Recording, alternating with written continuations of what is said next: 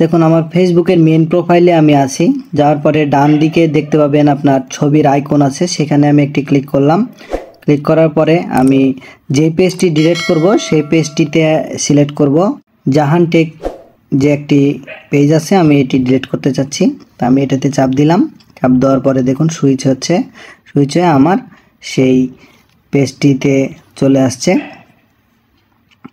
এখন আমি এই পেজটি ডিলিট করতে চাই, যার কারণে আপনি ডান দিকে দেখবেন 3 ডট আছে, 3 ডটে ক্লিক করলাম। 3 ডটে ক্লিক করার পরে ডান দিকে উপরে সেটিংস আছে, সেটিংসে ক্লিক করলাম। সেটিংসে ক্লিক করার পরে আমি স্ক্রল করে নিচে চলে আসছি।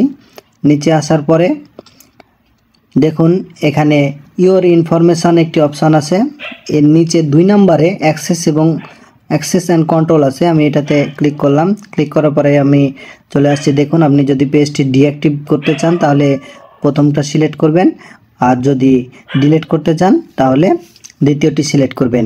আমি যেহেতু ডিলিট করতে চাই আমি দ্বিতীয়টি সিলেক্ট করলাম, করে কন্টিনিউ করলাম।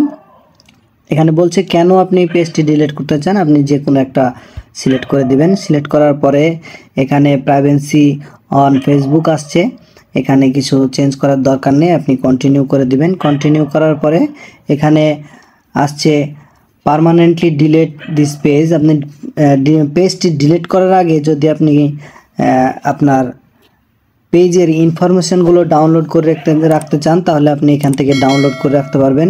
যদি না চান তাহলে আপনি কন্টিনিউ করে দিবেন। আমি কন্টিনিউ করে দিচ্ছি। কন্টিনিউ করার পরে এখানে আপনার ফেসবুকের পাসওয়ার্ডটি চাইবে, আপনি পাসওয়ার্ডটি টাইপ করে দিবেন। পাসওয়ার্ডটি টাইপ করার পরে আমি কন্টিনিউ করলাম। আমি তারপরে পেজ ডিলিটে ক্লিক করে দিলাম। ডিলিট হচ্ছে, দেখুন পেজটি ডিলিট হয়ে গেছে এবং আমার যে ফেসবুকের মেইন পেজ সেই মেইন পেজে চলে আসছে।